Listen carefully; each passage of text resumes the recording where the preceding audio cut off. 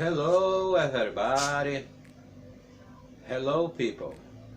Olá pessoal. Eu sou o professor Fernando. Bem-vindo ao canal TV Pilar 3. Canal criado para tirarmos dúvidas de inglês, de filosofia e de arte. O que nos traz hoje aqui é a língua inglesa, né? Vamos estudar um pouco de gramática, né? Quem já está inscrito aí no canal, eu agradeço. E quem não se inscreveu ainda, ó, inscreva-se, ative as notificações e dê um like para o vídeo, porque vocês vão gostar. O que nos traz hoje aqui é o aspecto gramatical do verbo dare to be, que é o verbo haver. Vamos conhecer um pouco mais sobre ele, né? Vamos trabalhar a sua estrutura, como ele é usado, com exemplificações e a interação do público, tá certo? E no final, vou lembrar vocês, no final terá um desafio. Fique até o final que vocês vão gostar. Então, roda aí a nossa vinheta.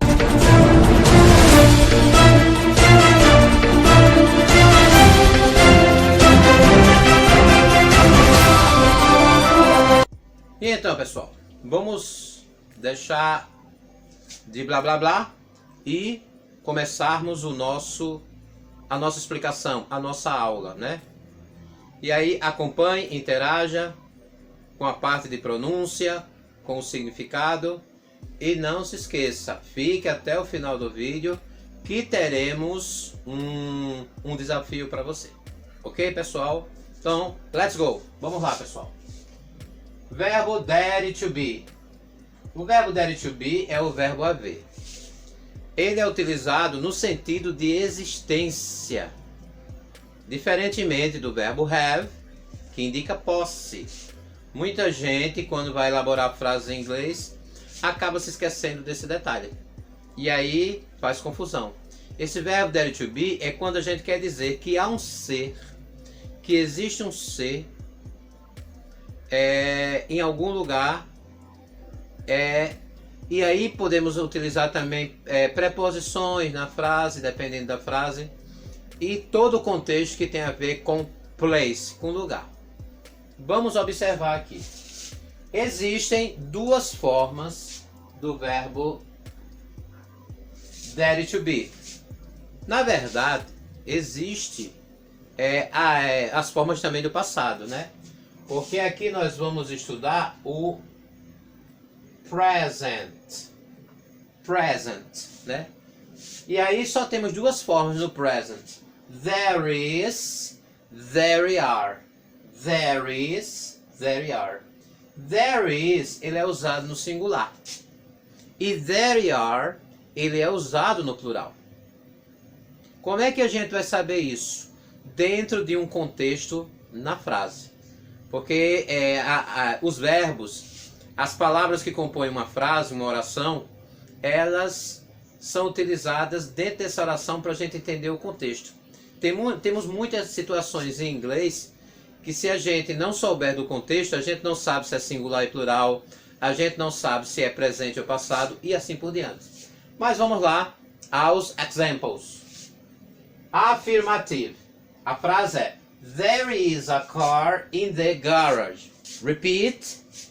There is a car in the garage.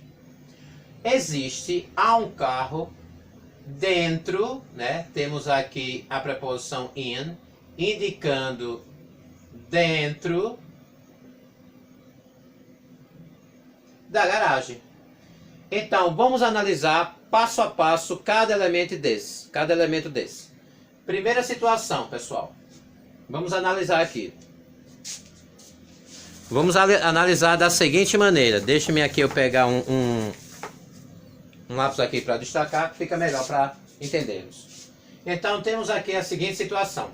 Primeiro, there is, quando tem a forma is, já sabemos que é singular. existe um artigo a, o artigo a, que é usado diante de consoantes. E nesse caso, esse a também ele é indicador de singular. O substantivo car não tem S.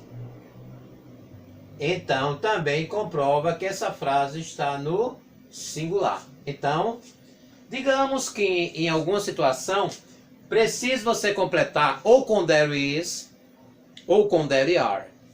Como é que você vai saber usar os dois? Quando existir elementos do singular, usamos o there is. Na ausência desses elementos do singular, usamos there are. Como assim? Ó? Existem alguns indicadores muito fortes para a gente saber disso.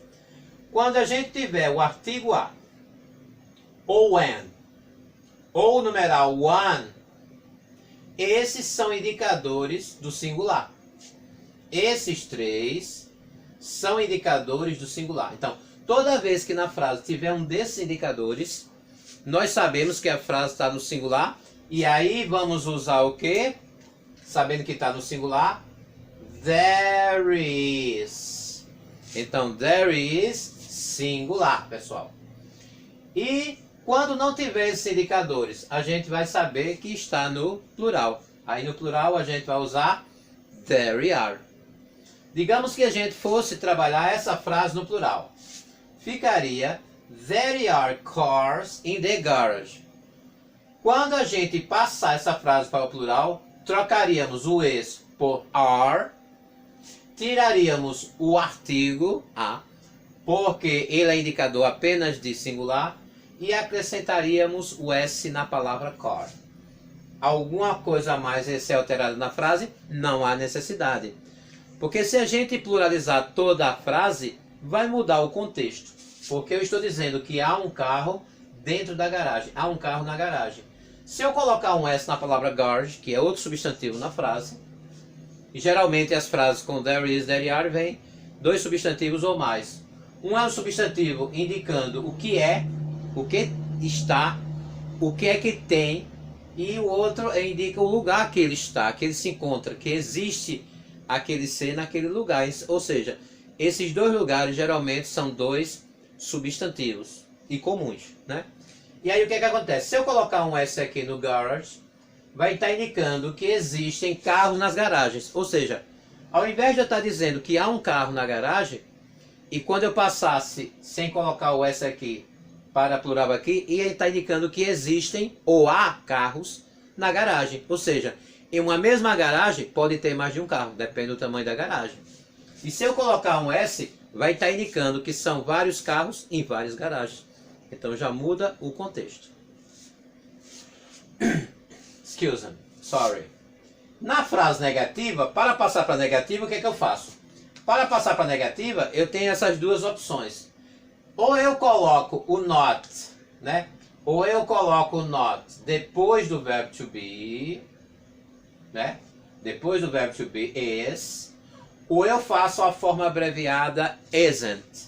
Ou fica there is not a car in the garage, ou there isn't a car in the garage. Aqui a única mudança é a questão da partícula negativa depois do verbo to be.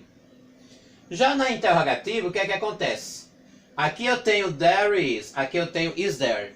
Acontece o que a gente chama de inversão. Na interrogativa, igual ao verbo to be, temos um vídeo aí no nosso canal. Eu vou deixar lá aí na descrição, porque aí você tira dúvida sobre o verbo to be. Eu vou deixar na descrição aqui do vídeo para que vocês possam acessar e conhecer um pouco mais do verbo to be, porque para conhecer esse tempo verbal, estudar um pouco do verbo to be vai ajudar bastante. Então, na questão igualmente ao verbo to be, na forma interrogativa, colocamos o verbo to be no início, reescrevendo a frase com a interrogação no final, gente. Pelo amor de Deus, pessoal, não esqueça a interrogação. Frase interrogativa sem interrogação é uma frase morta. Então, não façam isso. E aqui, para fecharmos esse ponto aqui, antes do desafio, tá já chegando a hora do desafio. Continue aí no canal que vocês vão ver no final do vídeo um desafio muito simples. mas que vocês podem colocar as respostas aí nos comentários, né? Comentem, gente, comentem aí se gostaram do vídeo. E aí o que é que a gente tem aqui, pessoal? A pergunta é: Is there a car in the garage? Is there a car in the garage? Há um carro dentro da garagem? Se a resposta for positiva, ela é assim, gente. Yes, porque eu estou afirmando que sim. E there is, porque a pergunta está sendo feita com is there. Se eu pergunto aí com is, eu posso responder com is também, ó. Yes, there is, né? Aí eu estou respondendo o quê? Sim. Ah, sim, existe, né? Não há necessidade de eu reescrever a frase toda. Porque se eu colocar yes, there is a car in the garage, eu não estou dando uma resposta longa. Short answer. Eu estou dando uma resposta, não estou dando uma resposta curta. Eu estou dando uma resposta longa. Long answers. E se a resposta for não? Vai ser no, there isn't. Aqui utilizamos a forma abreviada.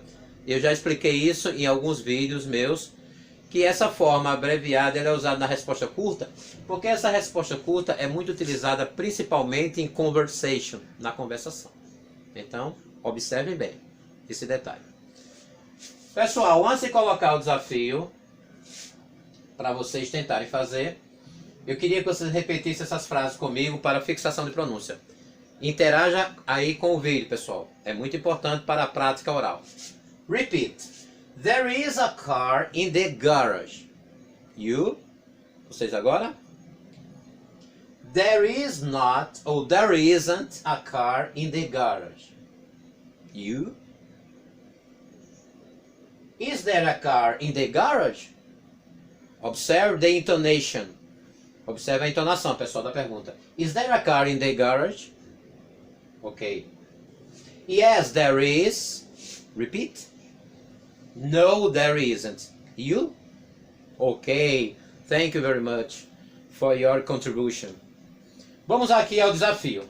Eu vou colocar duas frases em inglês muito simples. E você, nessas frases, você vai ver se completa as duas com there is, uma com there is e outra com there are, ou as duas com there are. Você veja qual a opção. É só para completar com there is, there are.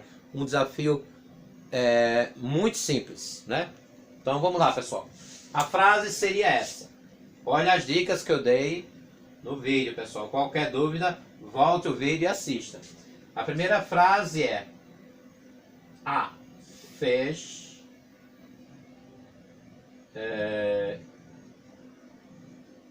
in the river. E a outra: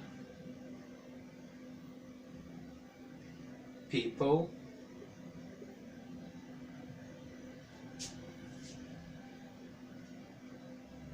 on the street.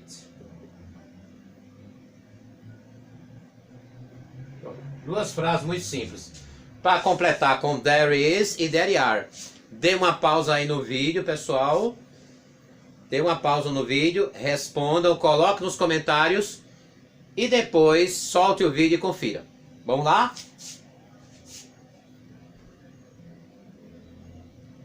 E aí, pessoal? Conseguiram fazer? Espero que tenha dado pausa. Porque se não deu pausa, não seria interessante. Você pode ter anotado em algum lugar e ter dado a pausa. Então vamos lá, pessoal. Vamos observar o que eu expliquei acima. Veja. Primeira frase, very easy. Muito fácil, veja. Existe a palavra a, que já acabou com a situação. Esse a, coloquei aqui em cima, ele é indicador de singular. Se ele é indicador de singular, a palavra fish está no singular. Por que eu coloquei a situação? A palavra fish em inglês, na hora de fazer o plural, tem duas situações. Você vai encontrar o plural da mesma maneira fish, ou acrescentando es, que aí é uma regrinha das sibilantes. Se você quer saber o que é sibilantes, assista o nosso vídeo sobre plural aqui no nosso canal, ok? E o restante da frase, então, a única coisa que a gente pode utilizar para ajudar é o artigo a. Então, nesse caso, a primeira frase é there is. Ou simplesmente, existe a forma abreviada there is, que é a contração do e do is com o there, né? É a abreviação. Já na frase de baixo, cadê os indicadores de singular? Não tem. E a palavra people significa pessoas. Essa palavra pessoas, ela é usada unicamente no plural. Porque se fosse no singular, a palavra pessoas, a gente saberia que é person. Person, pessoa, e people, né? Mas se você, vamos dizer, eu não sabia disso, professor. Não, não tem problema. Não precisa traduzir. Eu sempre digo, a tradução às vezes pode atrapalhar, viu? Aconteceu nessa vida aí de questão de muito tempo de sala de aula, eu já presenciei situações em que pessoas usaram o tradutor e acabou dando errado. Que o tradutor traduziu outra coisa e a pessoa se atrapalhou. Então, cuidado com essas traduções. Se não tem nenhum indicador, vamos dizer que você não sabia da tradução, mas se não tem nenhum indicador do singular, eu já tinha explicado lá atrás no vídeo. Sabemos que a frase está no plural. Então, nesse caso, a frase de baixo é there are. Ou seja, há pessoas na rua. E a de cima, há um peixe no rio. Então, pessoal, espero que tenha acertado. Coloque aí nos comentários se gostou, se não gostou. Ative aí as notificações. E não se esqueça de se inscrever no canal e ativar as notificações. Porque sempre que tiver um vídeo novo, você receberá avisando, tá certo? Ficamos por aqui e nos aguarde. Estamos aí com vídeos novos, estamos aí com muita coisa nova para que vocês utilizem no dia a dia de vocês. Visite o nosso canal, ele está de cara nova, está muito bonito, mas ele vai ficar mais bonito ainda, tudo isso para você, tá certo? Então aqui é o professor Fernando e see you next class, my friends.